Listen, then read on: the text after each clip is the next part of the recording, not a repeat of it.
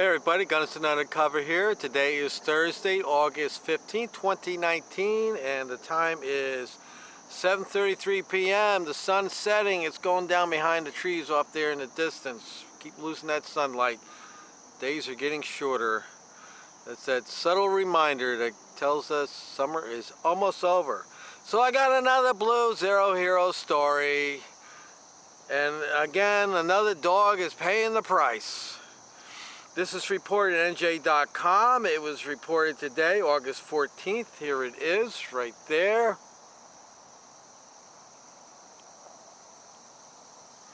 Reads as follows. Cop unjustly shot family's 2 pet dogs before holding father-daughter at gunpoint, suit says.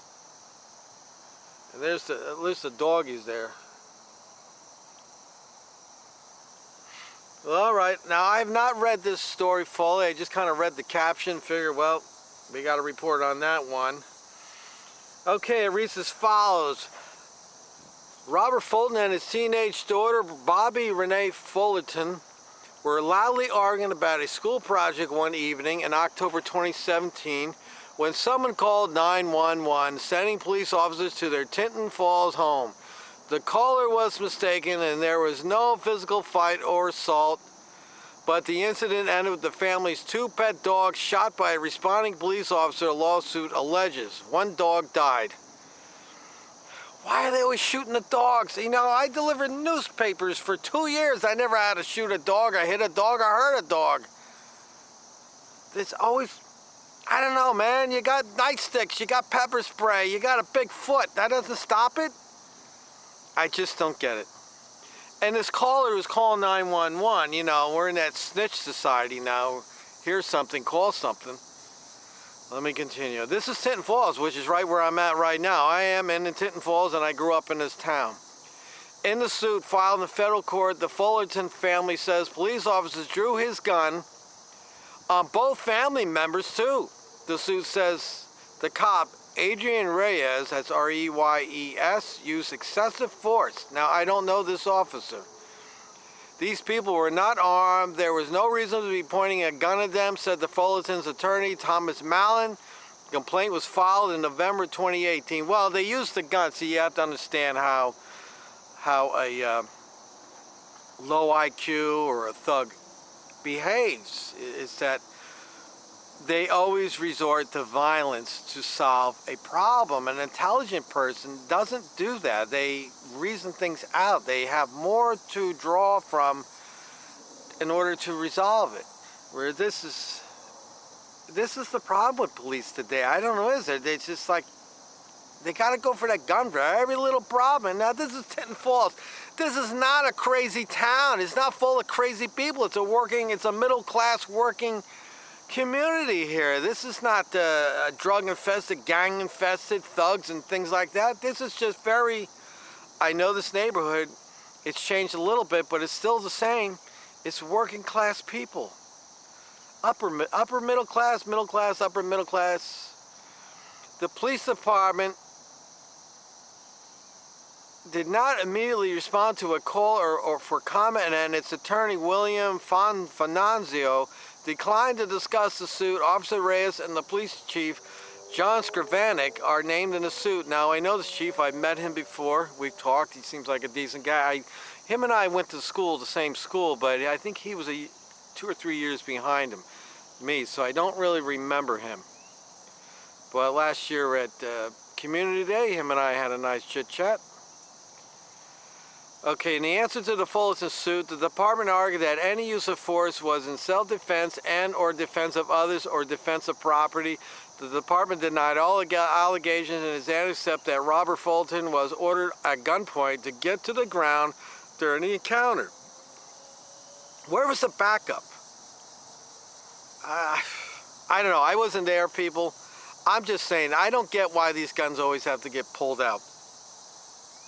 To me, that just sounds like a human being a cop, and we know it's going to have a bad outcome when that happens. The incident occurred on October 7, 2017 in daylight. According to the suit, Mallon said the argument started after Robert Fullerton told his then 17-year-old daughter to remove a school project from the dinner table, and a quarrel escalated. Someone outside heard yelling and called authorities. Malin said, see, that's the problem. There's always some neighbors got to call. You know, they always call at the wrong time. When Reyes arrived, Robert Fulton opened the door and the officer immediately shot his dog, Sadie, as she walked out the door. The suit claims Reyes then pointed the gun at Fulton and ordered him to the ground, the complaint alleges. Jesus, this thing went from 0 to 100 in like a matter of the time it took to open the door. The officer also directed the daughter to the ground while aiming his weapon at her, the suit alleges. I don't know. This Reyes guy, I don't know him. Never met him. If I did, I don't know. I don't get why the gun was being pulled out. Again, it's a whole different breed of cops out there these days, and everything is being, you know, the gun's got to come out. The gun's got to come out. One of the dogs said he died and Hannah suffered injuries. The family incurred $7,000 in veterinary expenses, the complaint says. Well, I don't know what the solution here is. I'd like to know why a cop has to take a gun out and shoot a dog. I would say this to all the officers out there. Maybe you should let the dog bite your foot. I remember one time I was delivering flowers and I went to this lady's house and she opened the door and this little mutt came out and it bit me on the ankle. And you know what I did? I took my foot and I shook the dog off and I said, hey lady, your dog just bit me. And she yelled at the dog to get back in. These cops, I just don't get it. You know, most of them are all big guys, but they seem to be terrified of dogs. That they'd rather shoot this dog, risk losing a job, risk a lawsuit, for what? I mean, if it was a dog barking, I mean, if you're pulling up to a house and you hear dogs barking and stuff, maybe it's time to get the pepper spray out and the stun gun out. Again, I don't know why we give them all these things. Why are we giving them nightsticks and pepper spray and stun guns if they're not going to use them? They're just going to pull the gun out and shoot people or shoot dogs. That seems to be the flavor of the week lately, shooting dogs. Because it seems like the only time they're using the stun gun and the baton and all that is when somebody's down on the ground getting tortured or beat the crap out of by a cop. I don't get it. I'll put the story in the description, the link in the description. You can go read it yourself. There's a lot of unanswered questions here. I don't want to say anything too bad about Tinton Falls. I want to say I have a favorable opinion of Tinton Falls. I am friends with one of the police officers over there, friendly basis, I should say. We don't hang out, but when we see each other, we always smile, shake hands, and have a nice conversation. So I don't know what the story is here. Maybe Captain Turning would talk about it, but you know how that's going to go. They're not going to admit to anything, and I'd be willing to bet, I'll go on record right now on the video saying that this will never make it to trial. They'll offer that family $100,000, and that will be the end of it. They will go away. Yep. I mean, you can't get a whole lot of money for your dog, so I guess the money they're going to get is for the gun being pointed at them, which that in itself sounds like a very serious thing.